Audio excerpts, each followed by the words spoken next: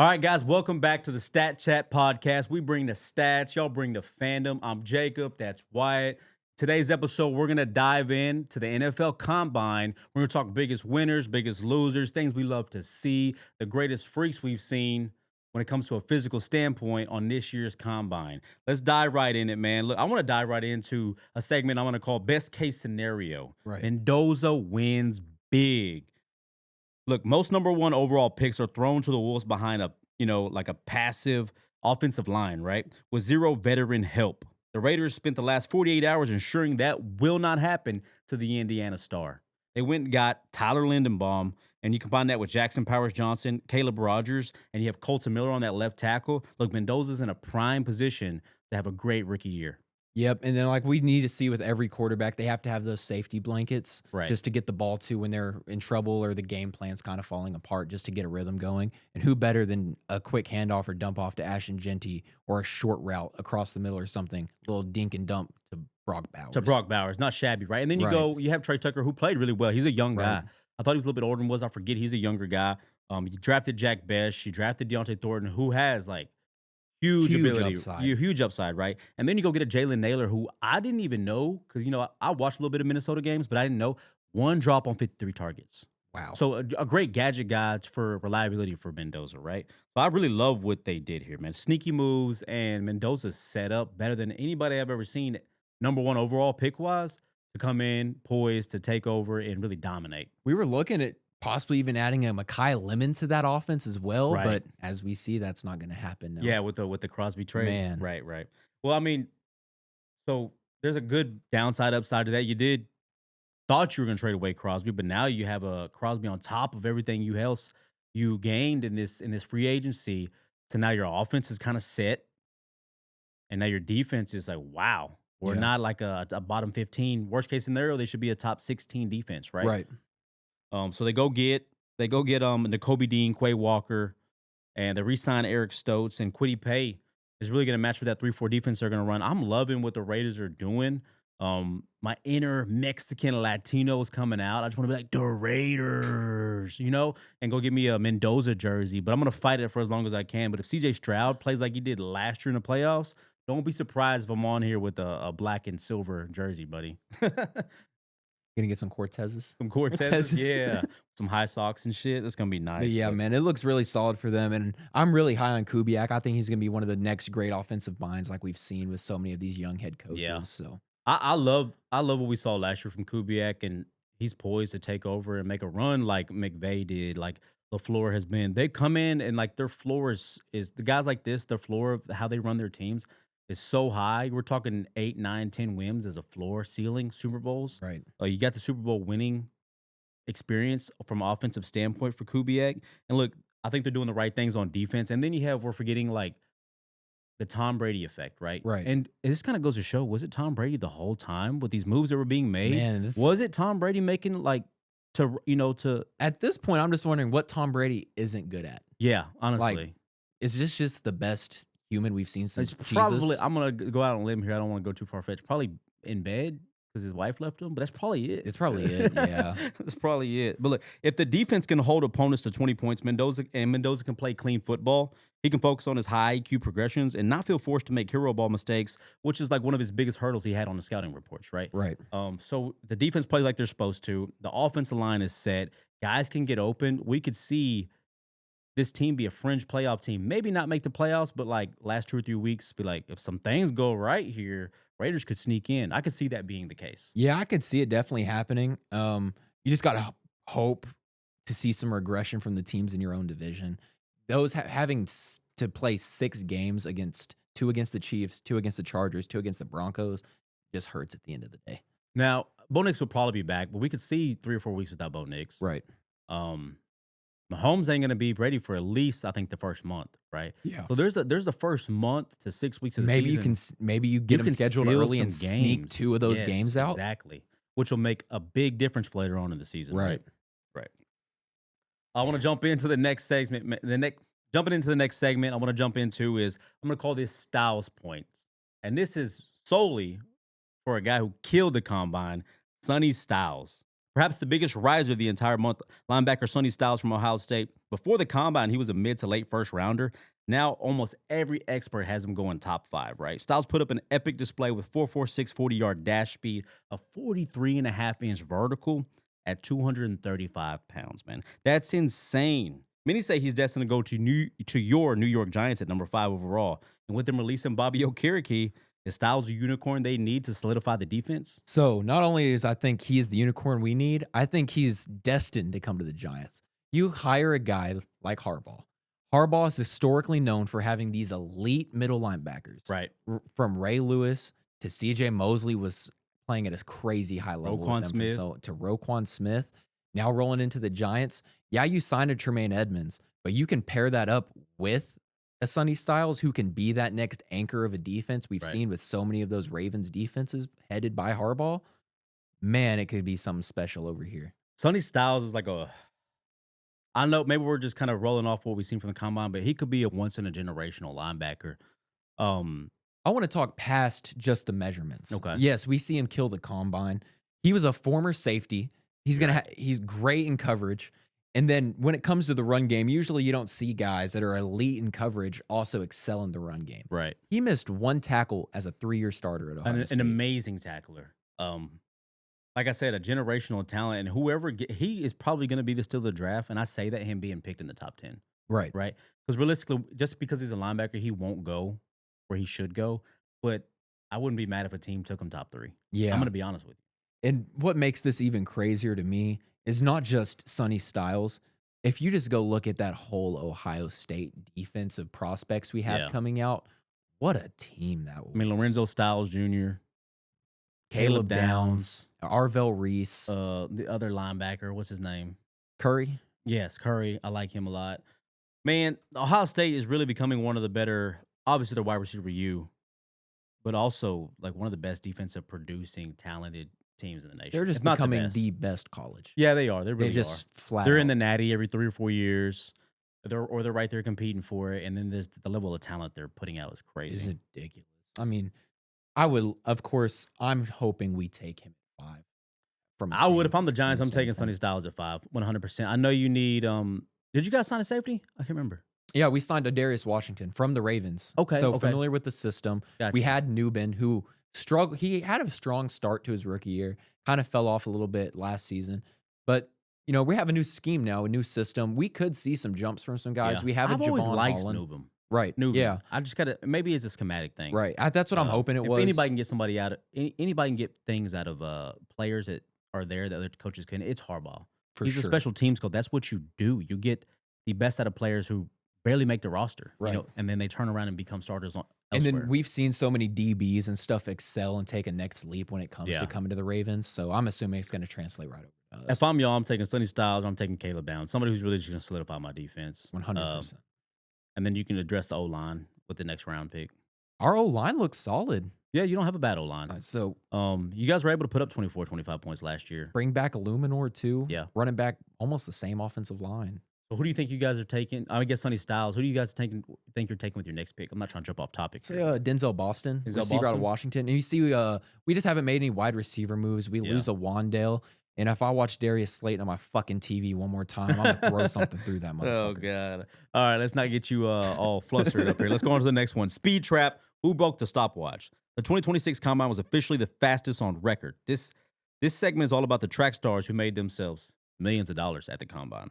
Let's start off with who we spoke about earlier with it. Kenyon Sadiq, tight end out of Oregon, plugged a 4.39 40-yard dash, the fastest ever by a tight end, breaking the previous record set by Vernon Davis. What's crazy to me is he absolutely killed the Combine and didn't even get the highest Combine grade out of all tight ends. Well, who, Eli Stowers? Eli Stowers finished with the higher Combine. Eli Stowers is a freak. I don't want to jump on him too early here, but Kenyon Sadiq, let's keep the focus on him. I think he's the best tight end in this draft. 100%. Not because he's not as athletic as Eli Stowers, but when you get the blocking ability, best blocking tight end probably in this draft, the combo, he reminds me of a more athletic George Kittle. Like if George Kittle was black, essentially. I'm going to be honest with you. That's what you're getting right here, man. Yeah. A dog in the run game to blocking and then just a greater receiving threat. I'm just going to be honest. He's just a dog. And then coming from an elite program like Oregon, so we've seen him against top talent every year. Exactly. He's going to produce at a high level, and he's going to be a quarterback's wet dream at Kenyon Sadiq definitely made him some money. You think he's going top 15? Yeah, I could see him going top 15, like we talked about earlier. I think he's going to land 14 with the Jets. 14 with the Jets, Kenyon Sadiq? Sweet. I'm an Arkansas Razorback fan, and I love to see some of the Razorbacks kill it because they don't do it during the season. I'm going to be honest with you. Mike Washington Jr., running back from Arkansas, stole the show with a 4.33 40-yard dash, vaulting him into conversations, not realistically, but conversations for RB1. Jeremiah Love is obviously RB1, but he definitely made him some money here. He was going to be probably a 5th-round pick. I could see him going 3rd, 4th round now. Oh, yeah. He's definitely jumped into probably that 3rd running back off the board, right behind Emmett Johnson and right behind Jeremiah Love. Just off the 40, not even the whole combine. Look, just the 40-yard dash probably made him. Well, you got to pair that with his size. He's like 230, dude. He's a big guy. He's a big old guy. So no one expected him. I was expecting him to run a 4.5. Personally, I thought he was a 4.5 guy. We raved about him. Don't get me wrong. We always raved. I loved him, but the O-line was dog. Yeah, it was dog shit. So you couldn't really see what he was capable of, and he was way more big of an athletic freak than I thought he was. And he had posted a video the other day talking about his story through college. Wow. Oh, yeah. Great story. Great story. And I couldn't have been more happy for the guy. Yeah, the guy, he knew he made him some money there. Man. 4.33 at that size and that's like running a 4.27 if you're like a 210-pound guy. Like, this is insane. It's insane. You don't see that from elite running backs. No. And definitely not at that And then, size. not to mention, I'm pretty sure he had a killer like cone drill too. Agility drill. Yeah, he just killed the combine all the way around. And I definitely understand why y'all fired y'all's head coach. All right, a guy you love, Jeff Caldwell, wide receiver from Cincinnati, ran a 4.31 40-yard dash. You pair that with his 6'5", 216-pound physique and the 42-inch vert. God, he could be the next Megatron, or he could just be a workout warrior. What do you think? Man, so I compare it to a guy we talked about earlier, Dante Thornton Jr. But Dante Thornton Jr., 6'5", ran a 4.3, had a big vert, but he's not 216 pounds. Right. Like, guy is just overall just a freak human. Oh, yeah, he's huge. Wait till he gets in the NFL locker room. He's going to be a 225, 230 guy. Man. Still probably running a high-end 4.3. This guy, I'm not going to be surprised. This is a guy that is expected to get drafted way later. But we see guys fly up draft boards every year and get taken way higher than what we're seeing coming. I mean, yeah. Tesla is a big example, right? And then he's a baller. So if you compare him, that's more of a comparison to me for him. Tesla ran a 4.4, but same size essentially, right? And more of an athletic freak than Tesla is. So I could see him going, 2nd round, 3rd round. He also had reliable hands at Cincinnati. Yes, very coming reliable. in with a very low drop rate. So, I mean, this is a guy you definitely, I think, you take a chance on. Oh, 100%. I mean, anything after the 1st round, I'm swinging. I'm not surprised if he goes round 2. Coming into the combine, projected to go round 6. Yeah, I could see him go end of round 2. Somebody will probably steal him at round 3. Yeah. I think you get him at round 3 is a steal. Yeah, it's round 3 is a steal. And if you can develop him into being half of his potential, you have a great receiver. And it's all about where he goes to. What do you think a team could use somebody like this? I mean, all teams could, Man, but to the best of his ability. Oh, there's a couple teams that come to mind. The New York Giants, we need size at a receiver. Yeah. Man, the Raiders. The Patriots. The Patriots could use who'd they just get? No, they just got Dobbs. Patriots just got Romeo Dobbs. So it's not like you got size, unless you're gonna keep Hollins there, but he's not this guy, this talent, right? Where I want to see him go personally, the 49ers. 49ers. I know they just get Mike Evans, but we see so many different receivers come into that offense, and they just fill the scheme. They fill the role, and they do it at a high level. And they're probably going to lose Jawan. So, exactly. Yeah. And you have Pearsall. You can move inside if you want to. Mm-hmm. And then you throw him outside, and like I said, you've seen Kendrick Bourne. Average receivers come in and explode in that offense. And just imagine an average guy exploding that offense, an average NFL receiver. Then you add this size and this speed. You say Mike Evans. You know where I see him going? Who always picks a receiver? And we're like, damn, they just drafted one last year. Tampa Bay. Replacing Mike Evans. They draft receivers almost every year, dude. And they do a really good job of it. Now you still have the guy you drafted last year who killed it. I'm blanking on his name. I don't know why. Egbuka. Right. Baller, right? Kind of faded off towards the end. You have Godwin. They do it every year, They do it. Tez Johnson. I don't be surprised if Tampa Bay gets a guy who's the same stature, essentially, as a Mike Evans. Maybe Cincinnati. You got to get a guy out there beside McMillan. Leggett is not it. You mean Carolina? I was thinking about Carolina too. Yeah. Legette's not it. Legette's a third option, a guy who fills in when somebody needs to come out, right? Right. So I could see it. I would like that for Carolina as well. Let's jump on. Let's go. Lorenzo Styles Jr., defensive back from Ohio State, ran a 4.27 officially, but he elevated his draft stock significantly. Where do you see this guy going? I couldn't tell you, to be I'm gonna honest. say he's gonna go to a team that has burners in their division at wide receiver. I could see him going to, the AFC South. I could see him going to cover Alec Pierce. I could see him going down to playing against the South Beach, playing against Miami, teams like that. I really don't know per se, but I'm excited to see where he's gonna go. Yeah, maybe an AFC North team. The Bengals need defensive DB help. Yeah, pretty much every team in any team could use this speed for sure. He's gonna be an early draft pick, but he probably won a third, fourth round pick here. Him and Sonny Styles are brothers. Have you? Are they really? Yes. I guess I didn't make. Have that you connection. seen their dad? He's a football player, right? He made him look small. There was a picture with both of them, and he made Sonny Styles and Lorenzo Styles look like. Wasn't he a defensive back in the NFL? Yeah, he was a big guy. Right? He's a ginormous human. Speaking of big guys, let's go on to my next segment here. T-Rex talk. Why arm length is killing draft stock allegedly. It's the most frustrating conversation in scouting, but it is defining theme for defensive linemen this year. Ruben Bain from Miami and Cassius Howe from Texas A&M both had credible college production, right? But their sub 31-inch arm measurements may have caused their draft stocks to plummet a little bit. How do you feel about that? You see it in almost every sport. I mean, it correlates directly with the NBA. You see players fall all the time because of their wingspan. So, I mean, it's just a universal thing when it comes to having short arms. When you're playing elite level athletes with these schemes, they're going to be going. I mean, you're playing the highest level of athlete playing in the NFL. So seeing this is ridiculous. So adding a guy with small arms is definitely going to have, it's going to have its downsides. I mean, look at Will Campbell in the Super Bowl. I know they play different positions, but it's the same issue. That's a great point. That's a great point, right? Or Cassius Howell taken last year or taken this year. He's taken this year. You're talking about the other guy, Shamar Stewart. Shamar Stewart, yeah, and he hasn't fared too well. Look, is the NFL's obsession with length outdated, or are teams overcorrecting for physical traits while ignoring the motor and football IQ that actually produces sacks on Sundays, bro? See, off the top of my head, I can tell you a lot of players with longer arms that are just so elite at that position, but I can't tell you a guy that came in with below average arms off the top of my head who's just dominating on edges or dominating on the defensive line in general. So I just don't understand. Yeah, I can't tell you either. I'm gonna be honest with you. I think you do, especially at that position. You need guys with long arms. Look at Will Anderson Jr. You need guys who can. Gregory Rousseau, you have to have it. I don't think they're overreacting. I think it's because, especially at the early picks, man, you got to take the freaks. Yeah. I'm very big on. You got to take the physical freaks who have also produced in college, right? And if you're just looking for a project, I guess like the Colts or something like that, you take an Anthony Richardson, but we knew how that was going to play out. Yeah. And like I said earlier, when you have other edges like a David Bailey, who's just huge, elite, first quick step, had 14 sacks last year. It's just. Yeah, David Bailey is a baller.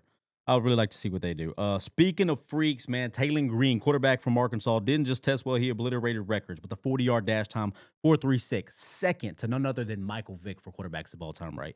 Vick running a 4.33. So to be that tall, 6'6", 227, and run only 0.3 seconds slower, I guess 0.03 seconds slower than Michael Vick is insane, dude. But he set the all-time record also for quarterbacks with a vertical of 43.5 and a broad jump of 11 foot 2 inches. Dude, he's physically in the same tier as players like Anthony Richardson. Some scouts are comparing him for some reason to DK because they always want to do the wide receiver comparison. But before the combine, Green was largely considered a late day 3 project. His performance has forced teams to take a second look. He's now like a must-have developmental player, and he could probably go as early as I would say early 3rd round. That's probably as early as he's going to go. Realistically, probably a 4th round guy, right? But he's gone from a day 3 project to now a day 2 guy. I could see him going 2nd round. Really? Late 2nd round. You see generational athletes at the quarterback position get overdrafted. Anthony Richardson had, I think, 8 or 9 games of film. Yeah. But he was such a freak athlete. He went in the 1st round. And 4th pick overall. 4th pick. Wow. And then you see Shuck, who's not really a freak, go 2nd round last year. So, you know what? You're right. I could see him going second round. See it, and especially in how bad this QB class is when you look back compared to other classes. He made himself some money. He's probably the 3rd or 4th coming off the board, right? For sure. Yeah, for sure. Oh, man. Look, I see why Sam Pittman's on the side of the road. Yeah. And Bobby Petrino got the best out of him because he took a huge jump The first year he was with them, he looked horrible. Didn't look like a quarterback, looked like an No. athletic freak.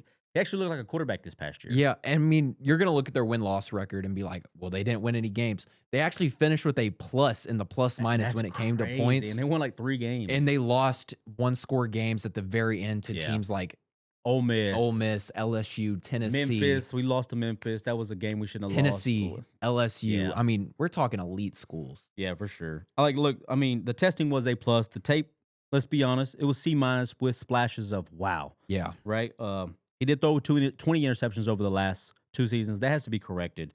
But if you get him with the right quarterback, Kevin O'Connell, something like that. I know I said with Kyler Murray that type of play style wouldn't fit. But when you have this type of 6'6" stature and a big arm, I'm taking that chance for like a Kevin O'Connell or something like that, taking him. Man, I'm excited to see what can come from him. And I mean, on the worst case scenario, do you just translate him into a wide receiver if he doesn't work at quarterback? Do you translate him into a tight end with that athleticism and speed? Yeah, I would say probably a tight end. I mean, I guess he could do either, but he told him, he's like, I'm a quarterback. Yeah. And I think he understands he needs to sit for a couple years and bid his day. I mean, look at Malik Willis. It was kind of the same situation, different stature. Very athletic guy who rose in the draft board. And he just got paid. So I'm not saying it's going to happen immediately, but hopefully he gets drafted to the right team, learns how to play quarterback in the NFL. And one thing we see from quarterbacks this big, like we don't see usually, no injury problems. No injury problems. Yeah, he's not injury prone. Damn, now that I think about it, he could go to Green Bay as like a backup project. Honestly, something like that. Yeah. He's not going to start immediately. He's probably not going to be a starter for a while, but he could get his chance, shine one day, get a payday like Malik Willis. 100%. Next segment we're going to move into is the biggest losers of the NFL Combine. I got a couple I want to run through. Do you have a couple you're looking to do, or you just want to run off? We can run what you got listed. I'll throw some guys in. Okay, sweet. Look, sometimes a loser tag is earned before you can start the drills. Diego Pavia measured in 2 inches shorter than his listed height on the Vanderbilt website. When you're already fighting character concern narratives, you cannot afford for your physical measurables to be called into question. Between the height drop and his dismissive attitude towards criticism, he went from a potential mid-developmental pick to a player who probably won't get drafted at all. Man, and when you're Pavia, if I'm Diego Pavia, I'm just transitioning into Twitch streaming where I know I can make money just off of my charisma because the NFL is not for you, dude. Yeah, he's not an NFL type of guy. He really needed to be humbled. Could he get drafted? Look, if Quinn Ewers barely got drafted, I don't see this guy getting drafted. And then it doesn't help when you're hanging out and doing these video chats and posting it all online with Johnny Manziel every week. It's not a good look. He better just team up with Shiloh Sanders and go to games and stream around and destroying and just stream. Or man, his mom was out there doing all this extra stuff at his games. Maybe you hold the camera while your mom does OnlyFans. I mean, who knows? That's crazy with Theo. Oh, enough of Pavia. Next on, I'm talking about Malachi Fields. He was hyped as a contested catch demon, but the combine kind of exposed a major flaw. He clocked a 4.61 40-yard dash, the second slowest amongst all wide receivers. In an era where NFL offenses demand speed in space, a 4.61 time for a big receiver is kind of like a death knell for his first round projections, at least, right? Combine that with his poor performance on the gauntlet drill. Right. Scouts are pushing if he can separate the next level, causing him to slide out of the top 50 for many people, right? That's a guy that the Giants scout actually was raving about during the Senior Bowl. Big guy who can go up and get the ball. It's something we need. But then when he comes in and runs a 4.61, it's like, I don't know if I want that guy. You should have just kept Lil Jordan Humphrey if that's right. the case. That's the right. Or we just re-signed Isaiah Hodgins. So maybe that's the same role. One guy I wanted to talk about, we didn't even see him actually come out and do any of the combine drills. But I heard his interviews are horrible. And then we saw him during his draft interview. I want to talk about Mekhi Lemon. Oh, yeah, he definitely lost some. Yeah. He hurt himself here. And we got flack for saying this last year when we said not performing at the combine and having bad interviews hurts your draft stock more than anything. Look at what happened to Shadur. We got so much hate for that. We're saying he does not go on day 1, and then he goes day 3. Day 3. We saw that one coming. It's the same thing here. You had to be a consummate professional. It's not as bad because he's definitely going to go round 1 just because his film is a round 1 guy. Yeah. Unless something crazy happens for sure. But it's going to hurt your draft stock. Does he care? Probably not, because he knows he's a round 1 guy, the worst round 2. And he's not a quarterback, so they don't look at it as bad, right? Right. They don't look at it as bad. But he definitely hurt himself there. I don't know what he was thinking. Just bad interviews will kill your stock. Yeah. Teams want a professional. I mean, you're getting paid millions of dollars to be professional. It's not hard to ask, No. right? It's a dream. You're living the dream, dude. Another loser, we already talked about him, but Ruben Bain. I mean, just when how good all these other DNs are that are in your same draft range. Oh, yeah. And then your measurements come out the way they do, and you fall back. We could even see Ruben Bain fall behind his own teammate with Akeem Mesidor. Yeah. All right, man, let's move on to biggest winners of the NFL Combine. Let's start it off with none other than Jeremiah Love. While the running back position has been undervalued, Love proved that he is exception to the rule, running a 4.33 I didn't think he was that fast. Man. I knew he was fast, and then he was lightning fast with his 1.55 10-yard split. That's quick, guys. That's very fast. That's like getting the ball, Emmitt Smith hitting the hole fast. He solidified himself as the clear RB1. Many scouts believe he's now a lock for top 10. I agree. Yeah, I think 100% you see it. I was thinking the Chiefs were hoping he was going to fall at 9, but after that combine, that's why they get Kenneth Walker. Yeah, they go get He's Kenneth not going to Walker. be there. I think Washington, he just fell into your lap. Congratulations, Commanders. You have an elite running back. I know that running back room was like, damn, well, at least we had last year. Yeah. They had 3 guys, McNichols. Yeah, and you could see that, but I think you draft a guy this high in the first round at that running back position, you got to make him your bell cow. It probably is going to be Washington. I would like to see other teams get him because the Giants threw an offer at Kenneth Walker. You know my opinion. Yeah. I'm not too excited about throwing money at a running back when we have 2 guys on rookie deals that can be definitely. Yeah, I don't think that's that's the answer unless he really is what everybody says he is, right? We had one of those guys. Yeah, we let him go. Another big winner, probably a huge winner in my opinion. Eli Stowers, the Vanderbilt tight end, didn't just perform well. He posted numbers we haven't seen in NFL history at a scouting combine for a tight end. His vertical jump was 45.5. That's basketball. That's NBA stuff. No, that's better than what you think of your best NBA players. That's insane. Higher vertical than LeBron. That's wild, dude. That's wild. And the all-time record at a tight end smashed it by 2 inches, bro. And 2 inches is a lot. You want to know another guy that he had a bigger vertical than? Michael Jordan. What? I didn't know that. Bigger vertical than Michael Jordan. Oh, wow. He also smashed the combine record for a broad jump for the 11.3. That's crazy for a tight end, dude. It shows explosive lower body power to translate directly into winning contested catches in the NFL. And he clocked a 4.51, dude. At 6'4", 240, essentially. His speed is elite, puts him in the 96th percentile. Don't be surprised we see him fall late round 1. I know he's a round 2, round 3 projected guy. Don't be surprised he falls. No, I think with the right offense, I mean, he's the guy. And if I'm honestly, you see how call me crazy. You got a guy leaving who plays the same, but he's not that athletic. If I'm Kansas City, I'm finding some way to trade into the end of the first round to pick up this guy to replace Travis Kelce. Or you're hoping he's there with that second round pick you have. I don't think he's going to. They have 2 first. Kansas City does? 29, Rams trade. Oh, you're right. That's what I'm picking up. He's going 29. Kansas City, Eli Stowers. It's perfect. You got a guy leaving. He can teach him the ropes. Take right over for Travis Kelce. Eli Stowers, Travis Kelce 2.0. All right, moving on. Favorite segment, buy or sell. Run through these real quick. The defensive rookie of the year to not be an edge rusher. Defensive rookie of the year to not be an edge rusher? Oh, yeah, it's probably going to be a Sonny Styles. Yeah. I'm going to buy that. Okay. Taylon Green to go round 2. Taylon Green to go round 2? Just because I'm an Arkansas guy, I'm going to buy it. I think I'm buying it, and I'm a Texas fan, I'm going to buy it. 2 QBs to go round 1. We talked about how bad the QB class is. We don't know what's up with Ty Simpson. What you saying? I think this is going to be a year we only see one. I don't think teams are that desperate.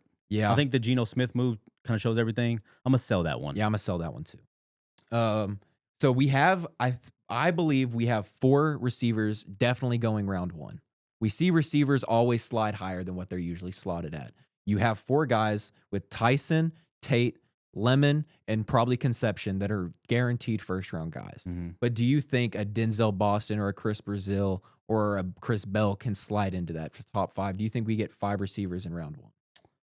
5 receivers in round. I'm going to buy this just because receivers have been such an adamant position immediately to add value to your team with the burdens and everybody. Just the immediate impact these guys are having. I'm going to buy 5. We saw a lot last year, did we not? We saw a decent amount last year. I'm going to say 5. I think the trend is that way, along with the interior O-line and D-lines being heavily drafted. The wide receiver is high value. I'm going to buy that one. And that slides right into our last one, Jordan Tyson to win Rookie of the Year. I picked Jordan Tyson because he's probably not going as early as you're going to see Tate, which I personally believe Jordan Tyson is the best wide receiver in this draft class. Okay. He has star all over him.